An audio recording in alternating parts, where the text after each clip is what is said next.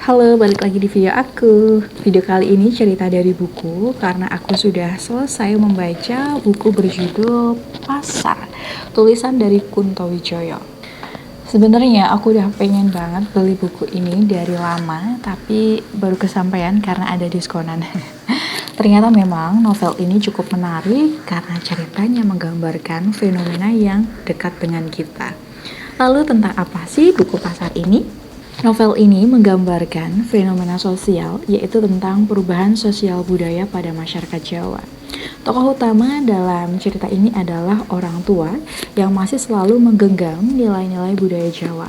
Namun apa yang terjadi pada lingkungan sekitarnya, zaman telah berubah, masyarakat Jawa sudah mulai lupa nilai-nilai yang seharusnya dimiliki oleh orang Jawa. Di bagian belakang buku tertulis, novel ini menceritakan proses pewarisan nilai-nilai Jawa dan perubahan sosial di sebuah kota kecamatan. Benturan tokoh-tokohnya yang mewakili kelas priai agraris, wong cilik, birokrat, dan pedagang kapitalis dikisahkan dengan segar dan jenaka. Di antara mereka, siapa yang akhirnya dianggap mampu memimpin? Latar tempatnya di pasar dan sekitarnya. Pasar tersebut adalah satu-satunya pasar yang berada di sebuah kecamatan kecil di utara kota Solo.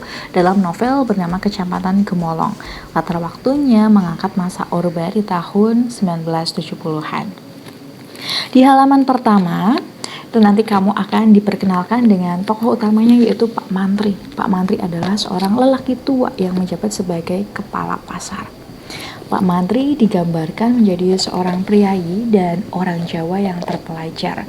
Ucapan atau nasihat-nasihat dari Pak Mantri selalu terhubung dengan nilai-nilai filosofi Jawa. Pak Mantri tidak digambarkan full sosok yang sempurna dengan sikap yang selalu baik. Pak Mantri menurutku juga memiliki sifat agak keras kepala dan sombong, tetapi tidak selamanya, karena pada akhirnya Pak Mantri mau merenungkan dan menyadari kesalahannya. Namun dari sifat agak kasar kepala Pak Mantri inilah yang memunculkan konflik-konflik di pasar. Diceritakan Pak Mantri memelihara burung dara di pasar. Burung dara tadi terus berkembang biak dan menjadi banyak jumlahnya, serta membuat tidak nyaman para pedagang. Burung dara Pak Mantri membuat pedagang rugi, sehingga dianggap menjadi hama dan musuh para pedagang. Sebenarnya keluh kesah para pedagang telah diketahui oleh Pak Ijo, bawahan Pak Mantri yang bertugas menarik uang karcis pasar. Karena ya Pak Ijo tahu kalau Pak Mantri sedikit keras kepala, ujung-ujungnya yang kena marah dia sendiri, dan tahu burung dara ini juga menjadi salah satu hewan peliharaan kesayangan Pak Mantri. Jadi Pak Ijo sendiri pun bingung harus gimana. Ketidaknyamanan membuat para pedagang pindah, tidak lagi berjualan di dalam pasar, tapi di luar pasar, di pinggir-pinggir jalan. Konflik yang ada di pasar dimanfaatkan oleh Kasan Ali. Dia mempengaruhi para pedagang untuk pindah dan membuka kawasan pasar baru di depan rumahnya. Bahkan Pak Ijo ditawari untuk jadi pekerjanya dengan iming-iming bayaran yang lebih tinggi. Untungnya aja Pak Ijo nggak tergoda. Meski Pak Ijo sempat mempertimbangkan, tetapi ia memiliki keyakinan untuk tetap setia kepada Pak Mantri. Kasan Ali ini orang yang licik. Dia digambarkan sebagai pedagang kapitalis. Dia membeli gaplek dengan murah dan akan menjualnya lagi nanti ketika paceklik dengan harga yang lebih mahal ke masyarakat.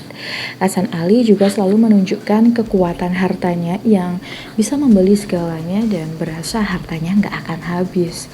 Tapi tenang, di akhir cerita Hasan Ali menjadi orang yang frustasi karena kerugian yang dia buat sendiri. Selain para pedagang, adanya burung dara juga membuat bank pasar kehilangan banyak nasabah. Kantor bank yang berada persis di sebelah kantor Pak Mantri sepi, tidak ada aktivitas menabung dari pedagang.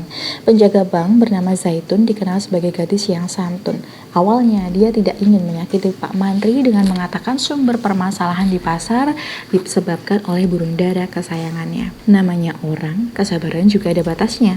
Zaitun emosi, puncaknya dia mengirimkan lauk untuk Pak Mantri dan Pak Ijo berupa burung dara goreng tanpa diketahui oleh mereka.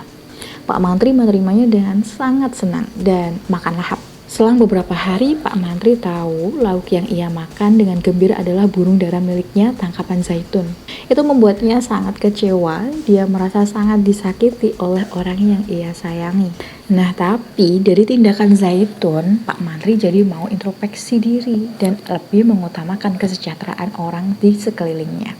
Akhirnya Pak Mantri bersedia merelakan burung dara peliharaannya disingkirkan dari pasar dengan cara dibagikan kepada siapa saja yang menginginkannya. Pak Mantri juga lebih memperhatikan fasilitas pasar untuk kenyamanan para pedagang. Bangunan pasar direnovasi, para pedagang balik ke losnya, sehingga pasar bisa ramai lagi dan dipenuhi masyarakat. Sayangnya, Pak Mantri yang disegani banyak orang ini tidak lagi akan menjabat sebagai kepala pasar. Ia memilih pensiun dan akan menyerahkan aktivitas pasar kepada Pak Ijo sebagai pimpinan pasar yang baru. Nah, apa yang aku ceritakan tadi hanya sedikit dari isi buku ini karena di buku ini ceritanya kompleks, ada jenakalnya, ada marah, ada juga sedihnya. Setelah baca buku ini, kamu akan tahu cerita lengkap karakter Hasan Ali, lalu sikap para pejabat kecamatan dan polisi yang tidak disukai oleh Pak Mantri. Kamu akan mendapatkan banyak pembelajaran hidup menurut falsafah Jawa. Aku rekomendasikan novel ini buat kamu yang suka dengan cerita mengangkat fenomena atau kejadian-kejadian di lingkungan masyarakat kecil. Novel ini bisa menjadi wishlist bacaan kamu berikutnya. Selamat membaca!